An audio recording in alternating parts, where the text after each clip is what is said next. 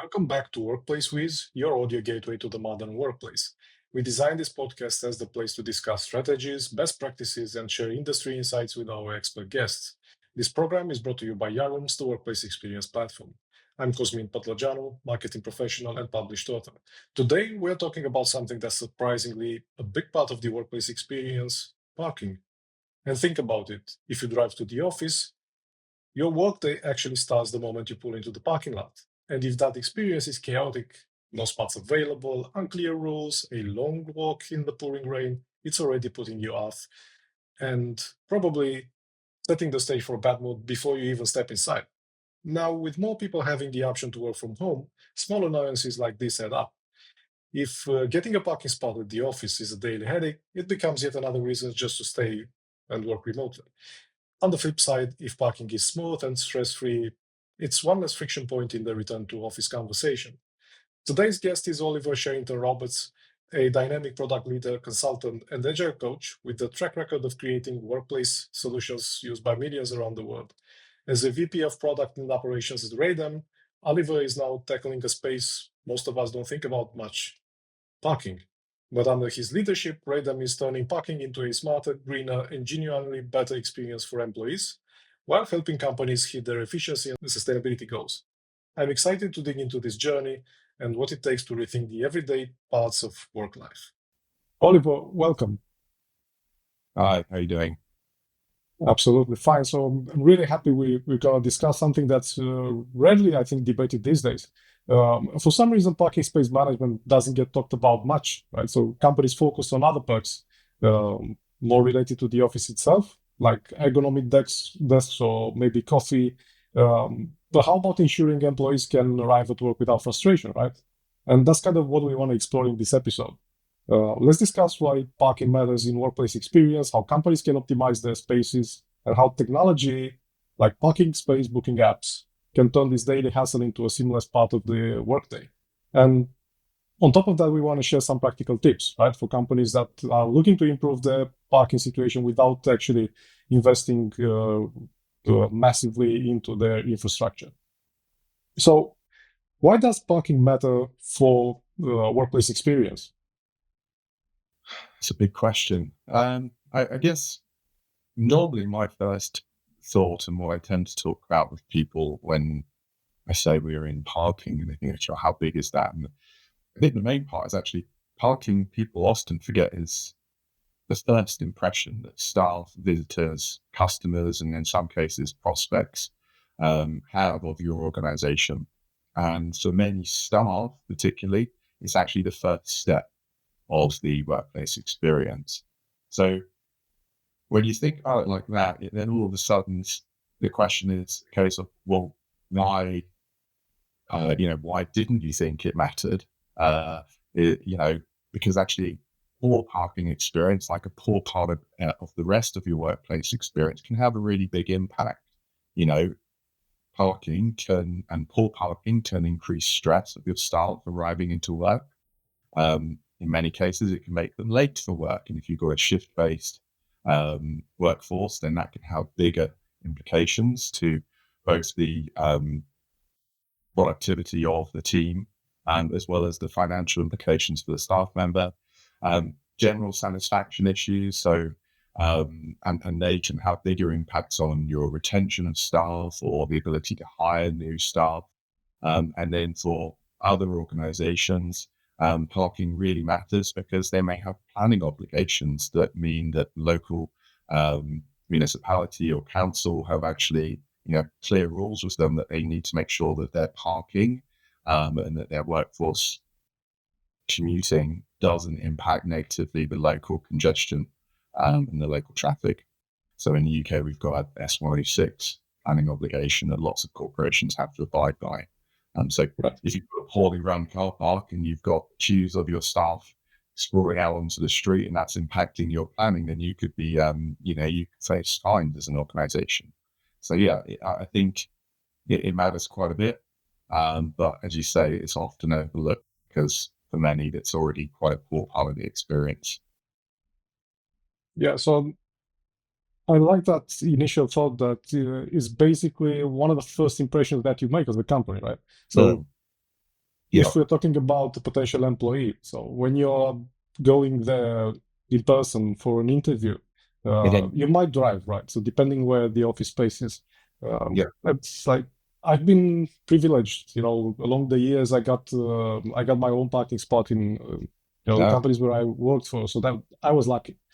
Uh, but many times, there were much more people driving than there were actually available spaces, and then that's an issue, right? So Yeah. this one time I was in for an interview, and I knew they had a big parking lot because I worked somewhere in the area. I know there was a big parking lot, but the guard actually said, it's unless you're a visitor, then you can't park there. He says, yeah, of course I'm a visitor. I haven't been hired yet, but the interview was like in 10 minutes, and I really needed to walk, a bit. And eventually he was nice and said, this is only for top management and a few visitors, but I will just once, let you park there. I said, thank Yeah. you so much, and that was it. But could have been worse, right? So he could have said, sorry, man, you just can't park here. And that was, or would have been, a difficult spot to be in.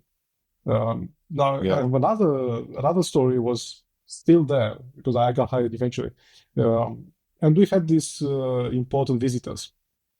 Now, the problem is, well, like everybody was in the office that day, which meant there were absolutely no parking spaces left. That's it. And not only the visitors had no place to park, no spot to park, but also the CEO didn't have any. And he called me from the parking lot and said, we got this situation going on. I said, okay, I'm going to come down there and see, figure it out. And I said, give me the key. I took his key. I said, go upstairs and, because people are supposed to be there in 2 minutes. And, I had a long conversation with the guy from parking here, with everybody involved, and we squeezed in two parking spots, which were from another company, but I knew them very well. We were friends. I said, listen, I really need this for today. But that was extra hassle, sweating, Yeah. 35 degrees weather, running around. How could have been avoided? So if we had the technology that we have today, what would be the better option? Yeah. Yeah. Absolutely. I mean, it, these happen. This happens every day, right? It's still happening. Obviously, the pandemic, uh, I guess you could say, relieved some of the issue. You could also say it just masked the issue, and it's now coming back. But yeah, we still see many stories like this. I myself, when I've been to visit some of our partners in different, different types of facilities management organizations, I've arrived on site to have a meeting with, the MD or what have you, and and I get there and there's no parking spaces, and the receptionist comes out and says, "Oh, that's okay. Just block in those people. I know who they are, and I can tell them to come out." And I remember thinking to myself, "Oh, I'm sure we could actually help our partner here and improve their parking quite some bit." And in fact, a month later, when I did speak to the MD, he said, he called me from the car saying I'm running really late because I was blocked in like 8 staff members. We had to run around finding who they were to get them to move so I could get to this client meeting that came up urgently. So, it happens. Again, when you go back to that retention and hiring issues, so your example is perfect. And I think, there's plenty of business leaders that have been really trying to make sure that their staff, they have the best teams and that they're attracting the best talent. There's an awful lot of work that goes in, um, you know, and I used to work in recruitment back in the day. And so, I know there's a lot of work and effort that goes into attracting, top talent, and then obviously convincing those people to join your organization. And what an own goal it is to have something as simple as, their experience arriving in your car park that could potentially mean that, they go to one of your competitors. It's such an easy thing to resolve, especially now with some of the technology that's available. But yeah, uh, you know, lack of space is just one of the issues that we see. Obviously, as I mentioned, COVID has reduced that for many organizations. We still see it on certain busy days throughout the week a lot. Um, the increase in people driving electric vehicles has now introduced that problem again, but now really condensed to the EV charging bays, which in many ways are far worse than the overall car park was pre-pandemic. But also you have the problem where there may be spaces, but it's just actually very difficult to find those spaces. So, we've spoken with some of the companies that we've worked with. We've got sites with thousands of parking spaces. And for the large part, get there early enough in the day, parking is pretty seamless. However, if you get there later in the morning and you're searching for that one space, or the 5 spaces that, that final 5% of your car parking capacity, that can take in many cases up to 30 minutes. They've actually timed it because they've got ANPR cameras that know when the person arrived in the car park versus when they tap their card to get into the building. So huge waste of time happening with people trying to actually find spaces. And then, there's another piece around the equitability of it all. How fair is your parking in the car park? So that example you gave where, the car park was full, how many of those people actually lived within a very short, possibly walking distance from the office, or how many people had access to really good public transport routes, and therefore could have been deprioritized so that the space could be readily available for people that really needed it. So, there's quite a few very common pain points that are affecting employees, not only those who need the parking because they need to get to work, but those that are managing or involved in the management of the business and or the parking lots itself. Absolutely, and whoever is in charge is different from company to company, right? And it's another story. We had the facilities guy was actually managing the whole parking situation, and he got these really, really crazy emails from people, demanding various stuff. So one time he got this email from a colleague of ours asking if he can do like a pedestrian crossing in front of the office because otherwise they have to walk like 300 meters, and that's a big waste of time. And that was the moment we actually called him like the Ministry of Transportation because all the wild things he got in terms of requests. But the parking was always something up to debate. So whoever joined had to have a different card for the parking, right? Because to enter it, you needed an access card, which was different than the one that you needed to access the actual building. So. Okay. What are the common pain points that you encounter these days? So I think it's very broad because that's one of the other main things is that every company does parking slightly differently. And sometimes companies can do parking very differently and have completely different problems at different sites. But I think there are kind of 5 core challenges that are affecting workplaces and their car parks now. So one is the overarching operational administration burden for managing parking, which can have a knock-on to a lot of different things.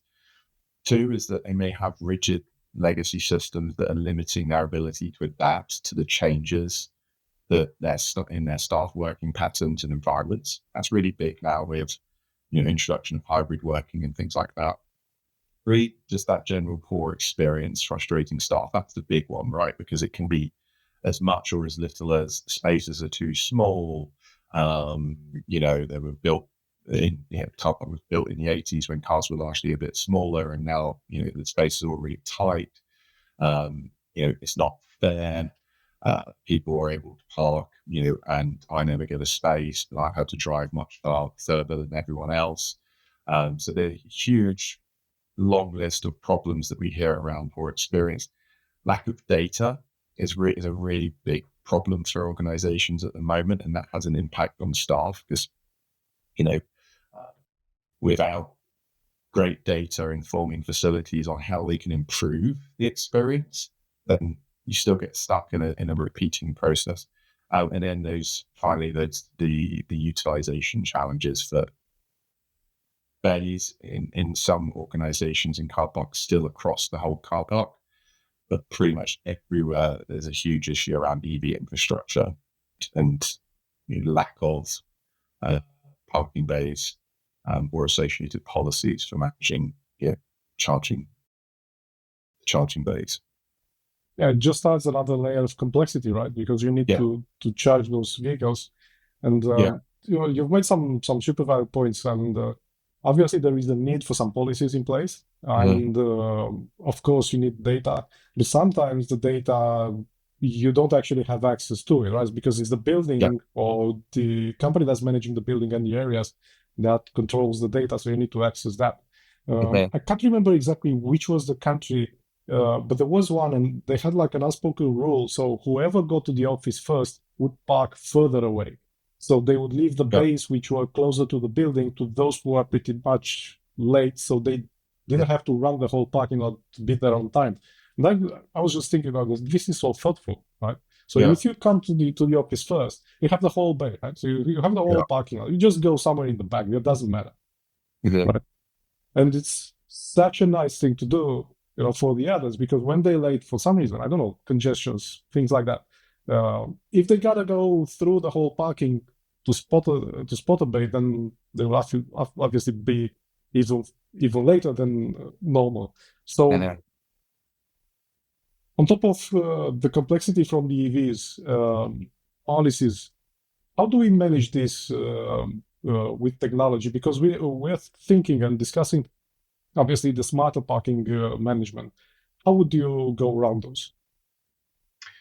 So I think the first thing really that we always like to say is that your parking solution as an organization needs to be aligned with the experience that you want to create for your organization and your policies and goals. So that's kind of first and foremost. We're still living in an age where the majority of parking solutions and people's thought process around parking is driven by consumer-based parking platforms or people's experience with consumer car parks, such as airports, shopping centers, what have you. And those were the only systems on the market in the past.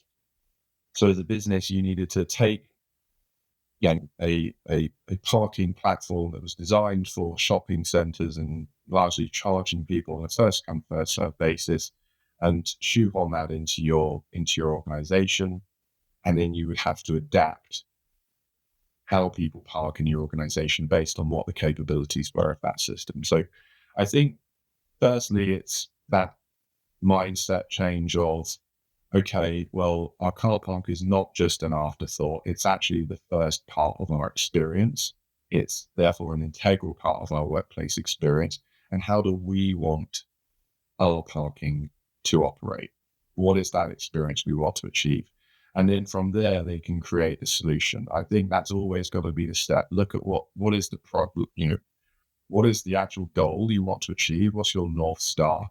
And then work backwards from that. And that will inform, some of the things you want to do.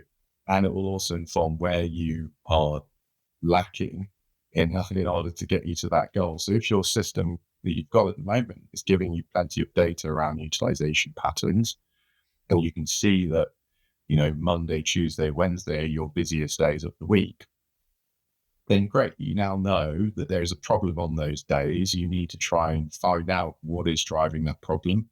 And that's where you can get these other solutions in play that will kind of give you that. So is it that you need to have a better onboarding process for who's going to actually require parking? So that's more like a system like ours, where you capture who needs parking, and then you can start to get data around what are the different needs within the organization. How many people from this department need parking versus how many people with accessibility needs or with electric vehicles, and how many of those need charging and don't need charging.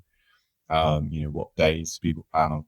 So you can basically gather, tooling in place that will help you answer the questions that you've got in order to come up with the rules and policies that you need to put in place to get you to where you want to be. And sorry if there's a little bit of around the kind of houses of an answer there, but I think it really all depends on what you're trying to achieve. an example. We spoke to a tier one bank in Canary Wharf. They had spaces in a serviced car park. It's not theirs. However, what they wanted as a business, what was important for them was that largely parking was okay. It was under control from a utilization perspective.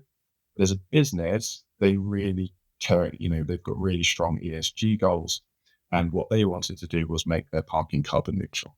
So that then informed what types of solution they needed to go out and try and find to solve their particular parking problems. And so that and tie that all into the overall workplace experience was one around driving sustainability, etc. So,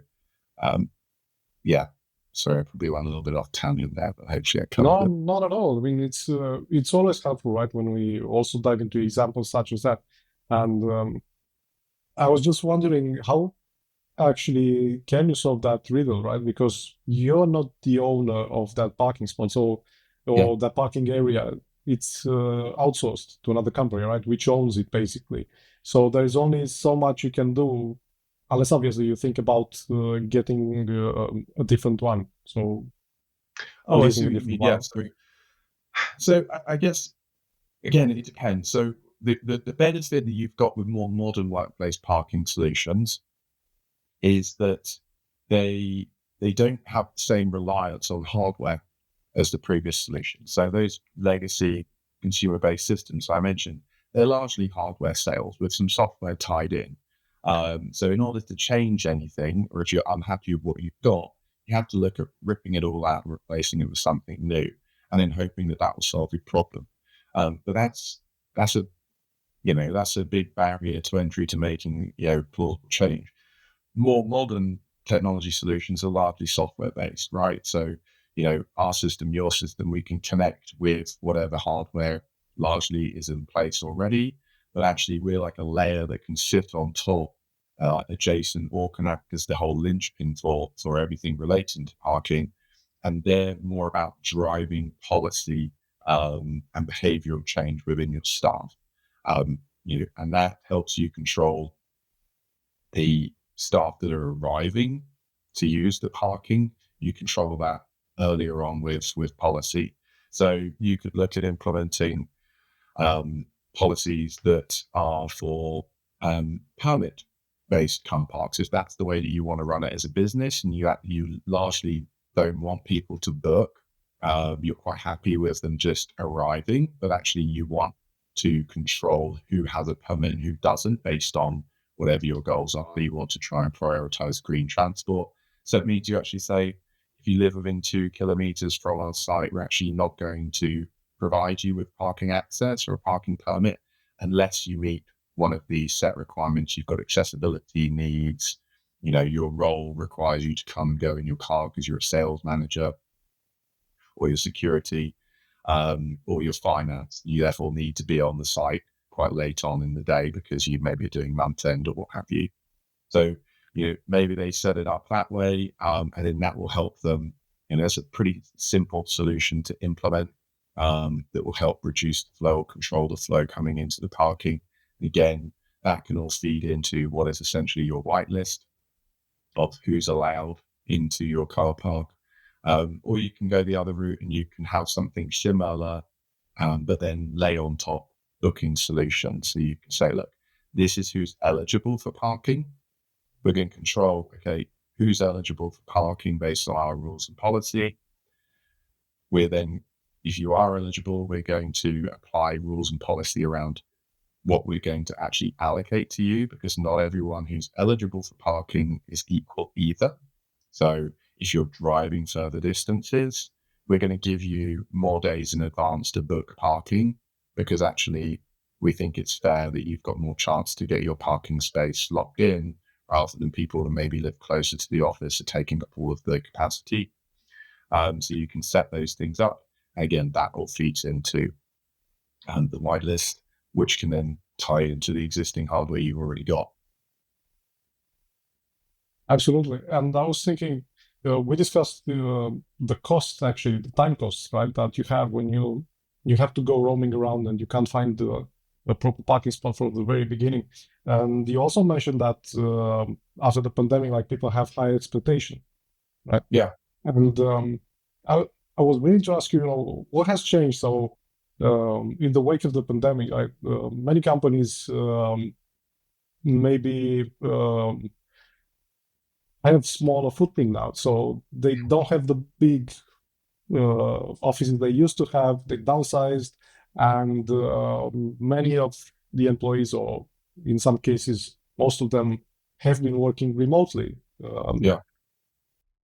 But now we see more and more companies returning to work, right? So that involves, I think, a challenge from the Yeah. parking perspective, because if you downsize, then you don't have the same number of parking lots of parking spots, because you know, made no sense to actually pay for them if nobody was in. But now that people are back, how do you go around that complexity challenge? Yeah. That's definitely an interesting one. You're right. People's expectations, are definitely higher than they were pre-pandemic. So yeah, companies, we see it all the time. They're encouraging staff back to the office. You know, in many cases, wrangling with staff. Trying to enforce that policy of, look, you need to come back 2-3 days a week.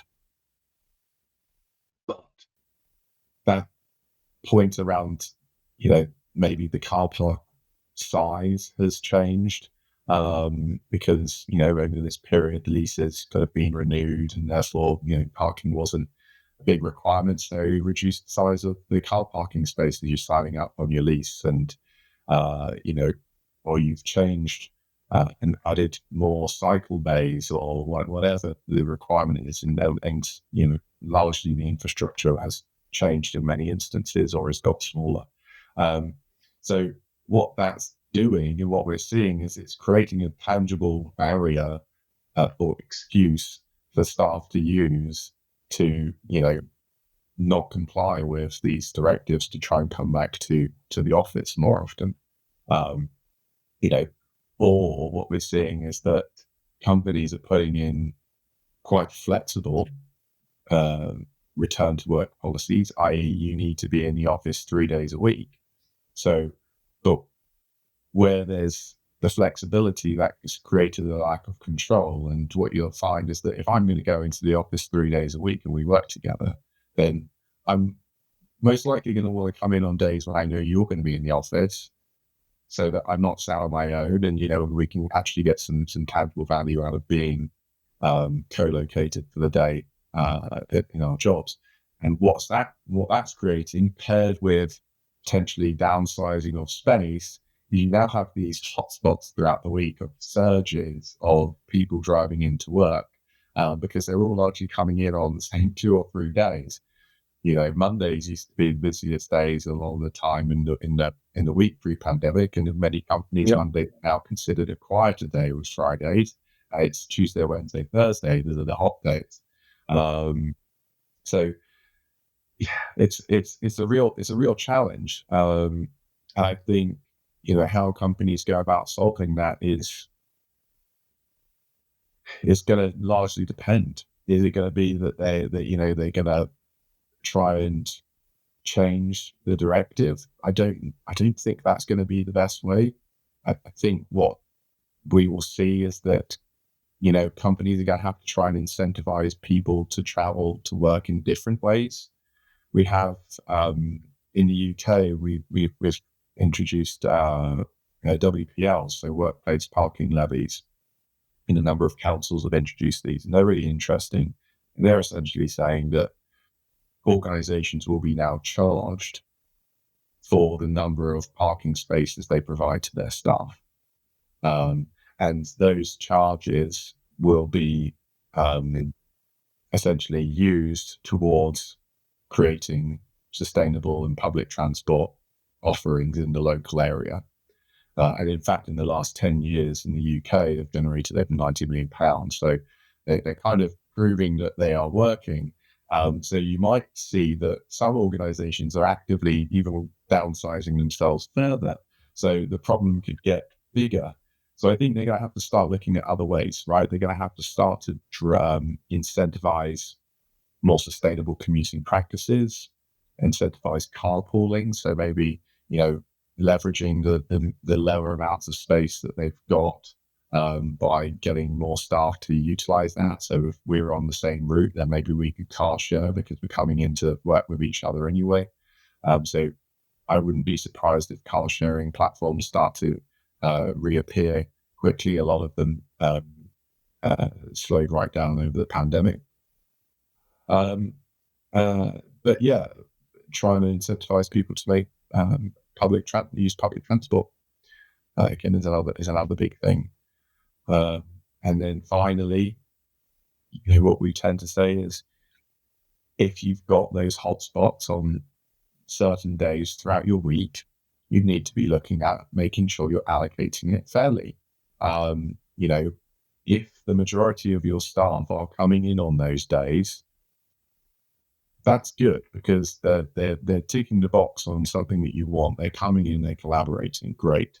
But what you don't want to do is create a barrier because your car parks are way over capacity. And what you really don't want to do is that I come in to work, I can't get parking, it's really busy. I finally get in after I'm parked locally, and I speak to you, and you only live 2 miles down the road or 2 kilometers down the road, and you're like, "Oh, I've already parked." Yeah, That causes frustration, right? Because absolutely. I've driven 50 kilometers to get to work, I can't get a space, and actually the Bob is sat there with a space, and he only lives around the corner and could have quite easily walked, cycled, or got on the local shuttle bus. So I think policy is going to really help organizations adapt to that. Hybrid working is a policy. There's been no policy that's been applied to the parking side of things, so they need to go hand in hand, really, in the same way that allocation of desks, things like that is all related. That was exactly what I was thinking about. So when you mentioned the policies and the fact that people go to the office, if the mandate is to go 3 days a week, they would most likely, and in many cases, they would go Tuesday to Thursday. Yeah. And that's something that we've seen in YAROOMS, right, in our statistics as well. But if the floors are limited, because they are, right, and some of the companies have downsized during the pandemic, then they implemented policies to actually go about those situations. And the thing is, if you have to be in the office 3 days a week and you don't move quick enough to book a space, for Tuesday through Thursday, then you have to go on Monday or on Friday. That's it, right? So same applies to the parking spots. So if you have this mandate in place, you gotta take into account various moving parts, right? I mean, when you mentioned the guy, Bob living across the street, there is a shift that we've seen. I think it's been going on for like the past 10 years in the cities are basically transforming into more like donuts, right? So if the center of the city used to be like the buzzing area, where a lot of offices, where a lot of other things going on, what quietly happened is that moved towards the outskirts somehow. Right. So they got hyper expensive at some point. That actually triggered a reaction. So companies found cheaper ones, in the new developed areas of the cities. On top of that, during the pandemic, many have actually went to the outskirts, right, in the suburbs, and either rented or bought a house for probably the same or less amount of money that they would have paid for the apartment in the city, but with the added perks of, I don't know, living near a park, a forest, or having like a small backyard, which is fabulous, right? So what we're seeing is that the center of the city is not that important anymore, but people have gone away from it. But that also implies that the commute is going to be longer. And it's going to take more time. And it's going to be more difficult, or it's increasingly more difficult to actually carpool for them. So I always like that part. So if we're going together to the office and I'm in your way, you would just pick me up, right? And we would spend the time, I don't know, chatting about stuff. And that's like a good way of spending time. And I've been doing that for years. with some of my colleagues, and it was fantastic. I mean, it was part of the the bonding, the team development, and so on. And I also have friends from other departments, so it was really cool to do that. But I think it's difficult because now we have to plan it, right? So the platform that we have allows you to book in advance and to see whoever is in the office. Because if I see Oliver is in the office tomorrow, I want to speak to him, I want to work with him on that project, so I'd better go. But the other complexities are not that easy to manage, right? So unless you have a policy in place, as you very well mentioned. So I think this is something that people kind of need to take into account.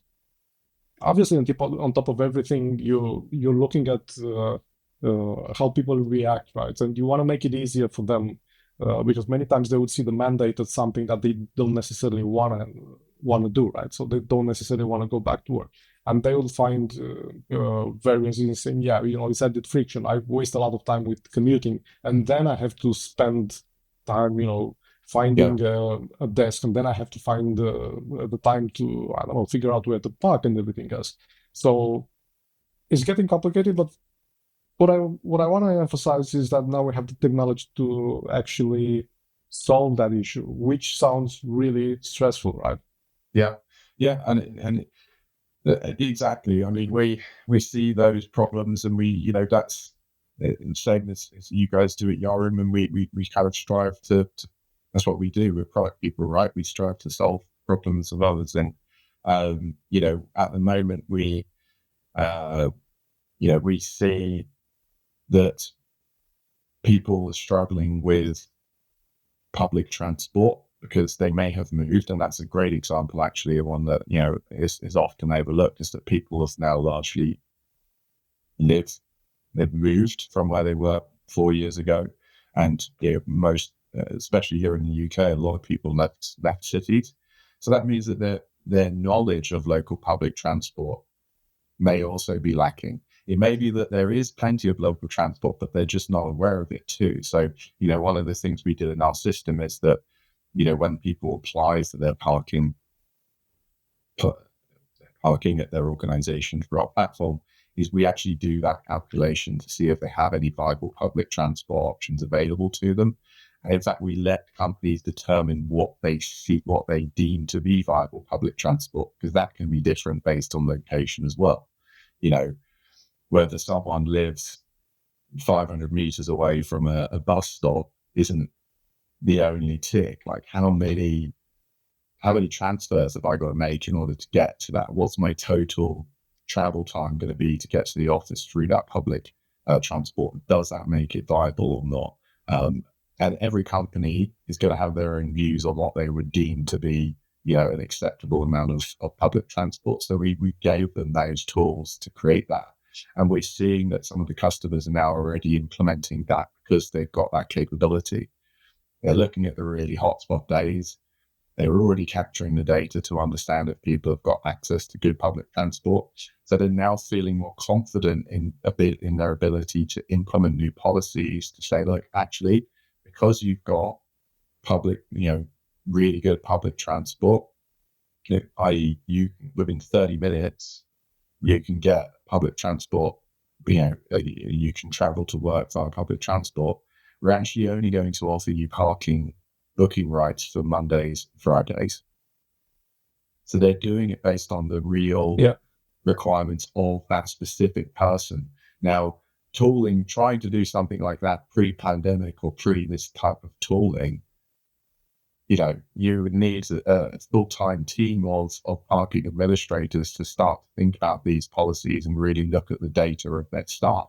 You would need to be quite advanced in the application process for how staff tell you they want parking so that you can actually gather that data. Most companies don't even do that. You just send an email saying, I'd like parking, get added to the list, and that's it. Whereas our system, yes, it captures more data, but that data lets you make real tangible policy changes and decisions as an organization.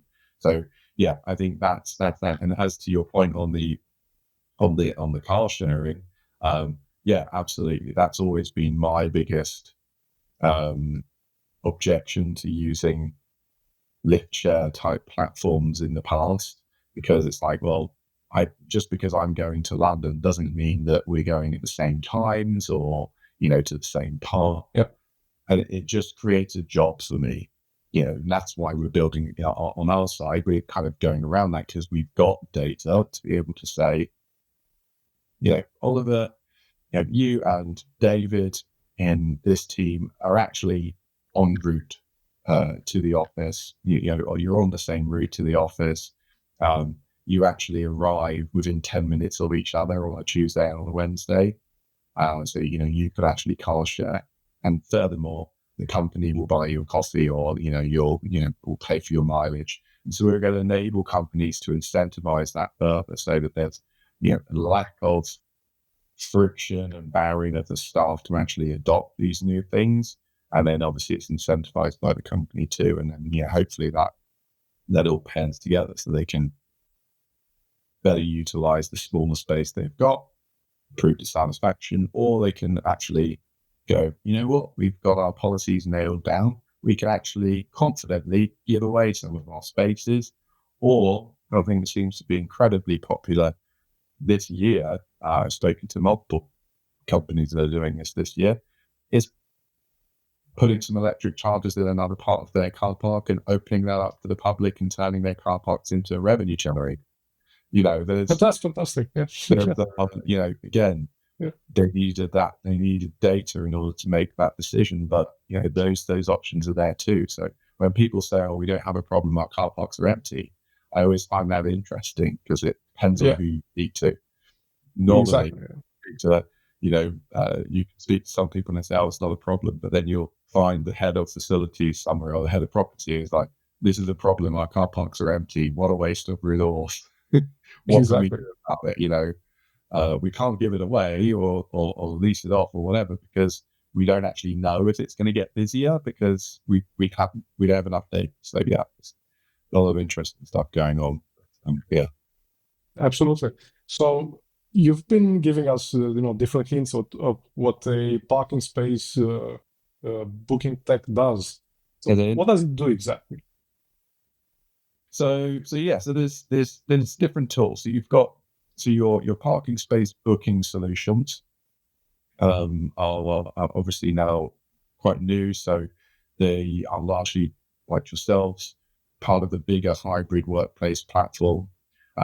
So they will enable your staff to have one platform where they can go to book their room, book their desks, book their meeting rooms, and then obviously naturally book their parking. So that's great because, the whole system has been designed for workplace from the ground up rather than, different variety of systems there. It will also have some configurability around aligning up your company rules and policy. So if you've got, a section of your car park that you don't want people to book unless they're from a certain department, then largely you can manage those things there. So they're really good, and they're quite straightforward, easy things to implement with organizations with, I would say,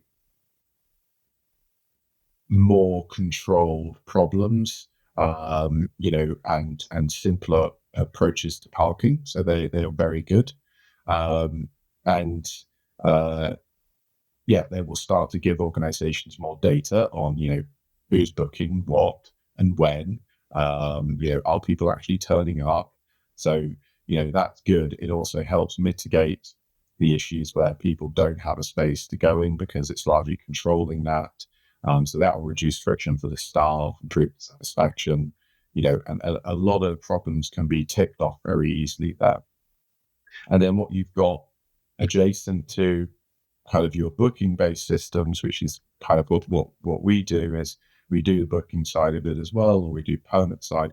But what we can do is then hook in, like what YAROOMS and Radam have done already a couple of times, is we can hook in together and essentially supercharge the parking aspect. So if there's a company that's got real parking challenges, or they've got a large estate with multiple sites, or with their own unique parking challenges that just go above and beyond being able to be solved by, managing the capacity and booking things out. That's where our platform can kind of help push value further for customers and kind of solve more problems for staff. So that would be things like where you've got really detailed policies as an organization that you want to look at implementing and controlling.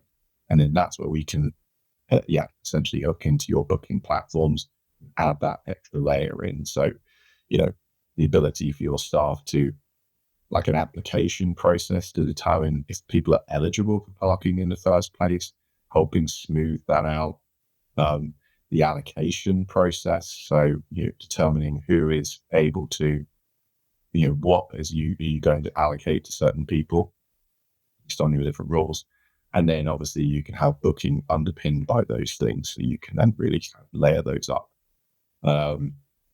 But yeah, that's what the systems are, and we've seen it work really, really well for many customers. There are some companies that I think will rely too heavily on some booking systems. And I think, we always say is that, again, a silver bullet is quite rare when it comes to if you've got a lot of parking problems. And one of the things I like with YAROOMS that you guys do is you focus on capacity-based booking. So that's a good thing. Yep. So we've had quite a lot of companies that have adopted what was traditionally a room booking or a desk booking platform that's kind of said, yeah, we'll do parking as well. And they treat it exactly the same. They don't see the nuance difference between booking a desk or booking a room versus booking a parking space. And largely that is because one is being booked for humans that are going to be there occupying them, and the other is for an inanimate object. No one's going to be there.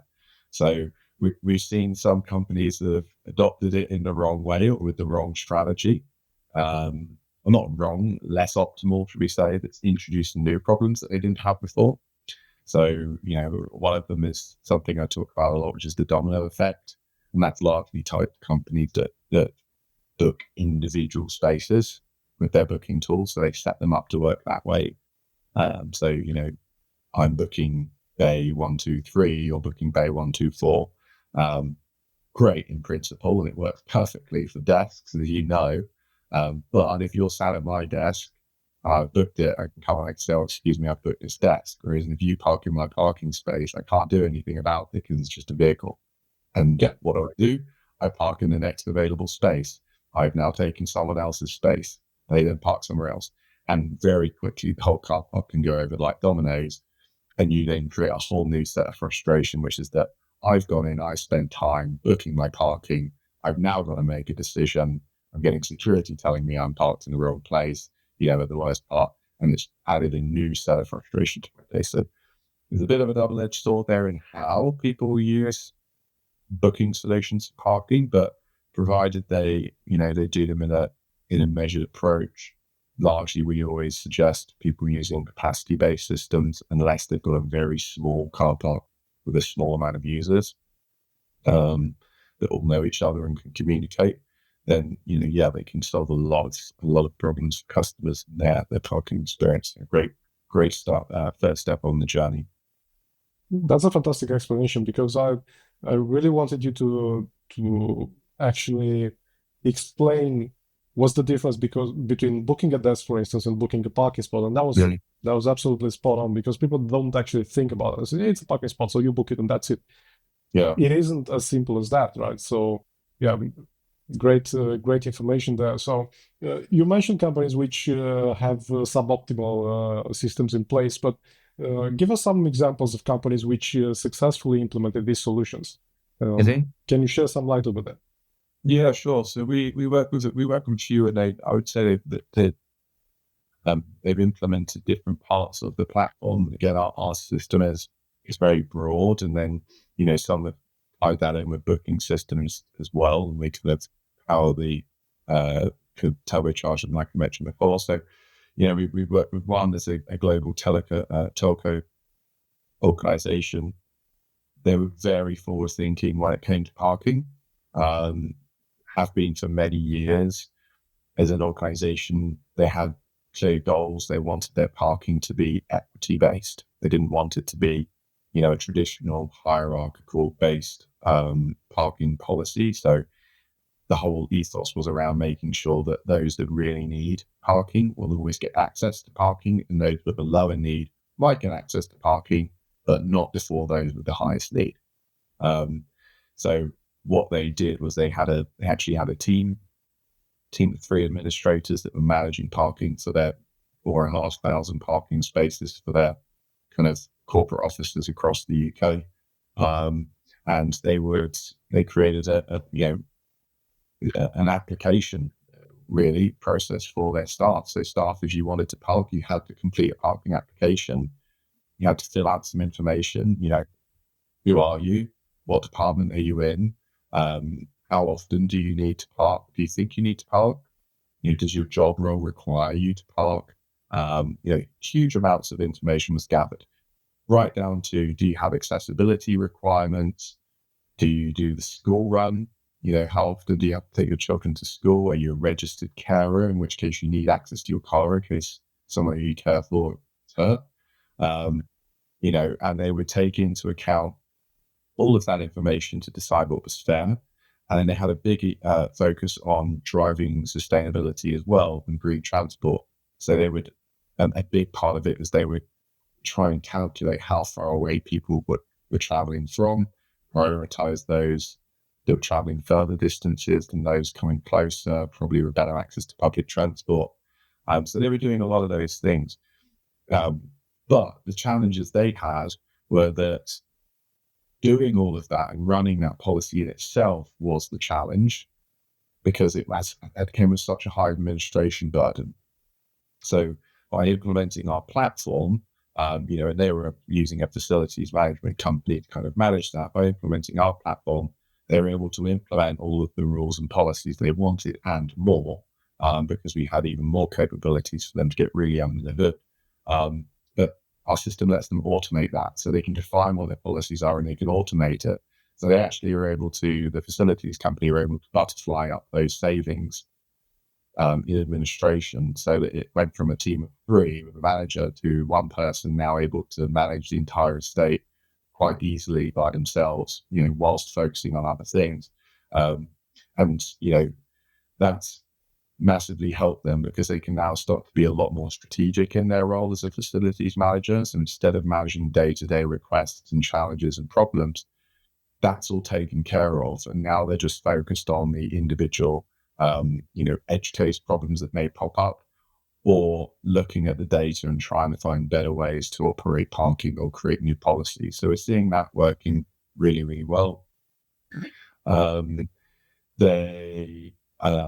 We are also working with, on the flip side, a global manufacturer who, like many companies, they wanted to start simple. They wanted to have a booking-based policy for one of their sites in Germany,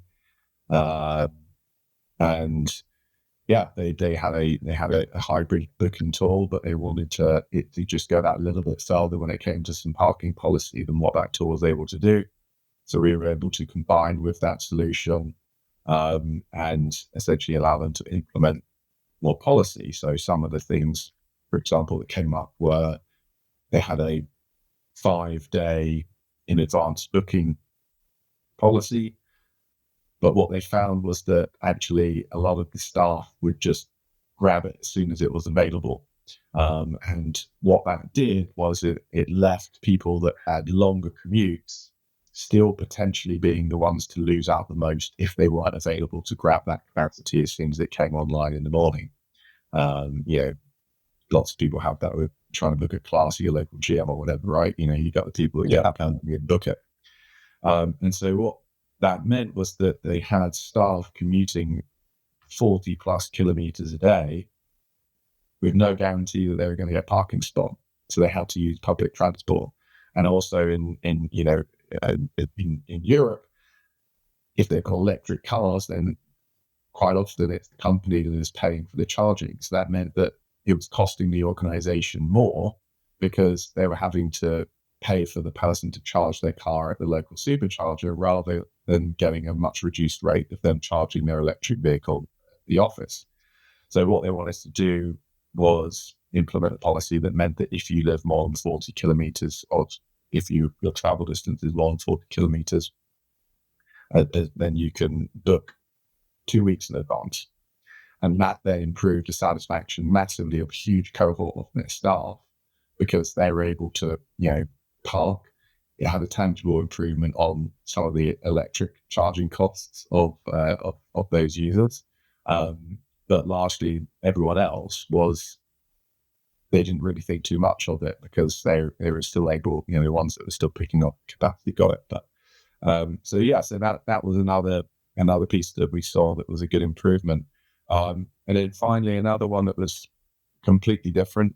As I mentioned, there's a company that wanted to make their parking carbon neutral.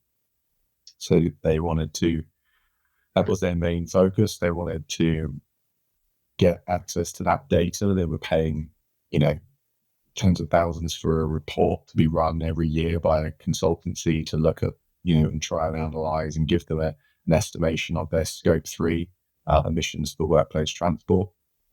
And, they came to us because our platform, we do all of that calculation for them, and we give them that data based on the individual's vehicle that they're driving. If it's in the UK, we get that data. We're connected with the DVLA.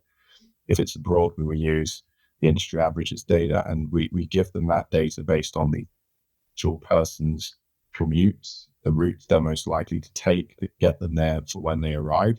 And we know then they've arrived, so we can give them all that data with insights. And, they love that.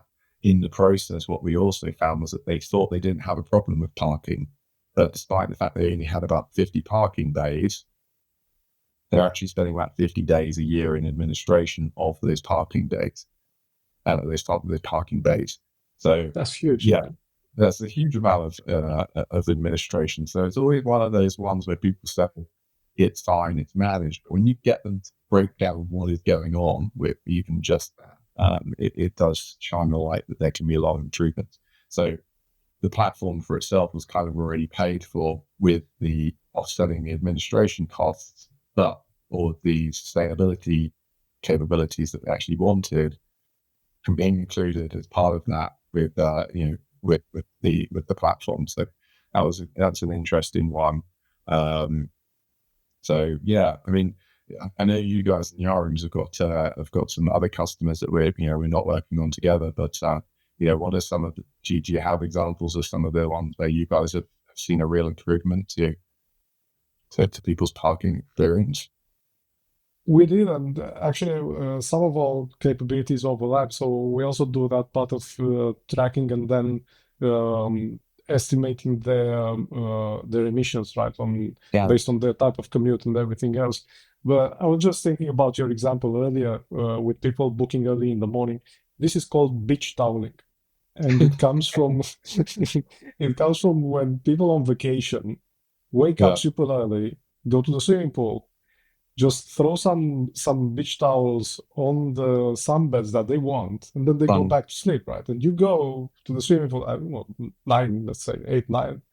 All the good ones are taken. There are already some towels on them, and this actually happened to those in a hot desking situation, to those particularly, I don't know why, interesting offices, right? So desks and so on, and administrators would find that some of them are always booked, and some of them were booked really in advance.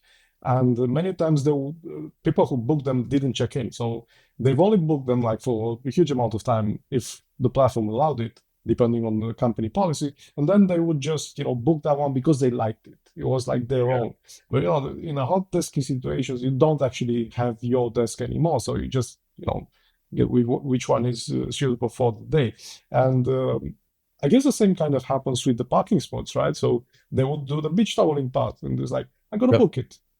Maybe I go, maybe I don't, but I'm just going to book it anyhow. So this is something that you can actually manage through policies. So if you've booked the same resource in a row, like for 3 days in a row, it won't be available to you on the 4th day, right?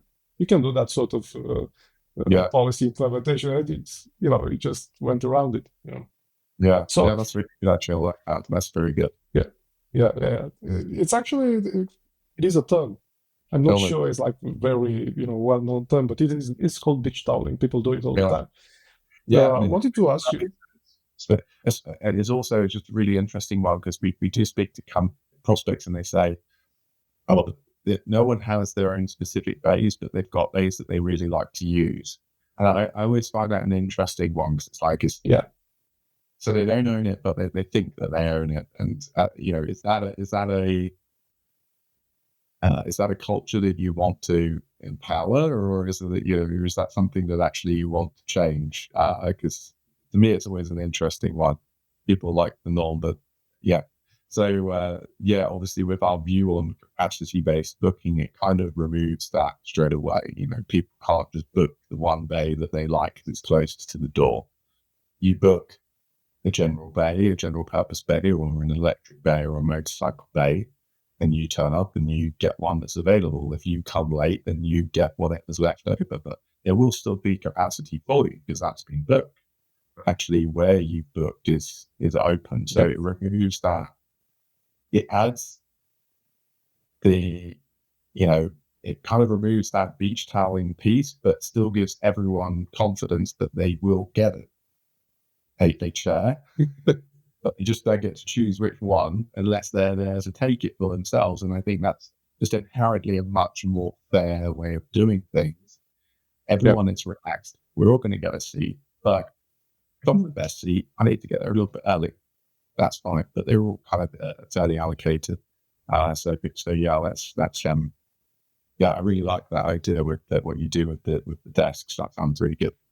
Yeah, we're creatures of habit, and many times it happens, in the street, like next to apartments, big apartment buildings.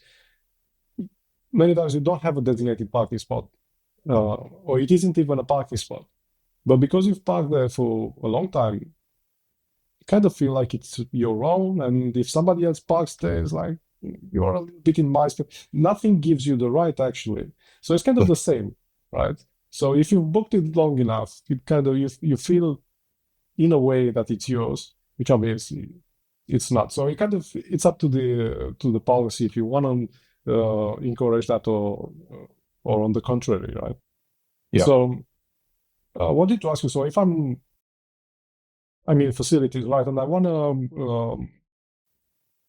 wanna have a proper parking strategy in place. How do I start? Where do I go first?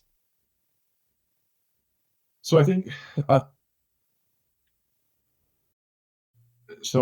the best way is to consider where that thought has come from. So is it that you're thinking that because it's been flagged again as an area for improvement in your employee satisfaction survey? Is it because you as a facilities manager are spending far too much of your time or your team's time managing the processes that you've got? Or is it something else, right? Because I think depending on what the driver is for you, thinking I need to improve this will dictate which direction you probably need to look at going in. But I would say largely the company is looking at, creating a great parking strategy. So why did you need to make sure that whatever that it aligns with your working pattern or the way that the business operates? So that's got to be part one. So again, what is the goal? What do you want in an absolute ideal world is what I tend to ask people to get them to think beyond parking always being bad. Let's imagine a world where it's amazing. What does that amazing look like for you? You send yourself a postcard back in time, 4 years' time, you can send it back to yourself. What would you tell yourself to do to improve parking? You're now living in a world where parking is great and it's no longer a problem. What does that look like? So I think that's kind of first, define your goal. That goal should obviously align with the work patterns of today, as well as be flexible enough to enable you to adapt to the working patterns and the ways of working in tomorrow and the future. I would encourage any facilities manager to ensure that your policies drive fairness, because, at the end of the day, why not? You want to make sure that whatever policies or strategy you're putting in place in any tooling will help you drive something that is fair for staff. And I think ultimately we're here, it's going to be facilitating parking for people, and people value fairness. And so I think that's an important. 3 would be to implement green transport initiatives. So, how can they, is whatever they're putting in place can help them drive the ESG strategies or goals that might be already in place as business. And then, and then I think just in general, just making sure they look at something that's going to give them a lot of flexibility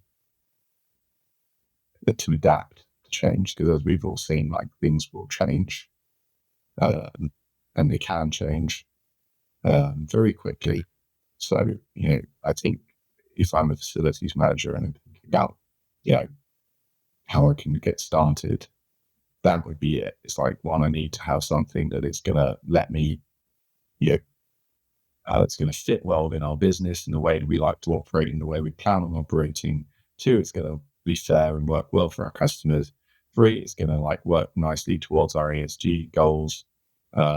And 4, it's going to give me loads of data and have lots of configurability so that I can adapt, because what I think I want right now might not be what I actually want next year. It might not be what I need, the year after. So I will try and set myself up for success and as much as possible, and know that it's going to be a journey like any other part of the workplace experience. It's not a one and done. Things will change. So I would say that's kind of how I would go about it. Fantastic. You mentioned that, when I asked you about the best strategy, you mentioned that you first need to figure out where the question came from and what's the reason behind the need, right? So obviously not every company needs a parking strategy, right? So if I have 3 employees and I have 3 parking bays, then not much of a strategy needed, right? Yeah. So how do you assess whether your office needs a proper parking booking system?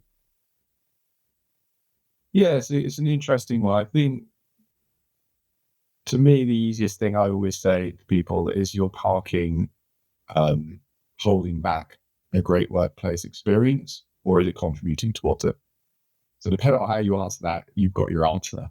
So if you're parking in, if you've got a great workplace experience and your parking is part of that, why change what's working? Unless you think that actually it can be much better. But if that is the case, then I would argue that maybe it's the kind of the other part, which is that it's potentially holding back, your great workplace experience. And that may be a lot, or it may be a little, but, those that have got truly great workplace experiences got there through iteration, and they will appreciate the great workplace experience that was there for the organization 2 years ago.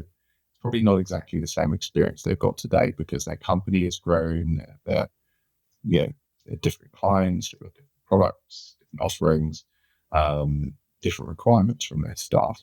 So, it has to adapt and change. A great workplace experience is something that it's a moving goal. So I would start by asking that question. And, does it need a parking solution? I think it needs a solution if it's holding it back. What solution does it need is the next question. What do I need to look at? How far do I need to go in order to solve this? And that can be completely dependent on what the problem is that's causing it to be holding it back. If it's just that, you everything works, but your barrier is really slow to open, then, maybe you need always misreading people's number plates, and maybe that you just need to change your barrier in your APR system. and then you're working good again. It might be that your security guards, you have an AMPR system and you're relying on your security team to go around and do a manual check of people in the car park every day. But actually, the time it takes for the security guards to do that, go back to the security office, write a report, send it to you to consume it, figure out their problems, email people, that's what's causing a bit of a delay. Maybe you need to have a system that will empower your security guards to be able to quickly raise problems on the fly, check people in whilst they're doing a walk around the car park. That one's quite common. Or it could be that, some of the problems we talked about with the many other things where a thorough looking solution or powered by a system like ours will be the right one. So I think that's how I'd go about it. And to assess, do I need a solution, and then what type of solution am I possibly going to need? Absolutely fantastic and really actionable items. This is something that I was looking for. Every time we have we prepare a new podcast, I'm always thinking, this workplace thingy, because we call it workplace experience, has so many facets, right? And I'm like, okay, so what are we going to talk about? And then, we dive in and we discover there's so much to actually do, right? And it's only up to whoever is now watching, listening to see whatever bits of this fantastic information that you've shared is something that they should, focus on in the near future. Yeah. So Oliver, once again, thank you very much for joining this a huge amount of useful stuff you've shared today. No worries at all. It's always, it's always fun to talk parking. I think a lot of people, it always gets overlooked. I'm always happy and interested to talk to people about it, because it's a lot of real problems and things that can be solved. And most of the time, people don't quite realize that they even had the problem, or there was a solution to something. Hopefully we shed a lot of light on how to go around those potential issues that they might be facing, or not knowing, or not acknowledging. Absolutely. I'm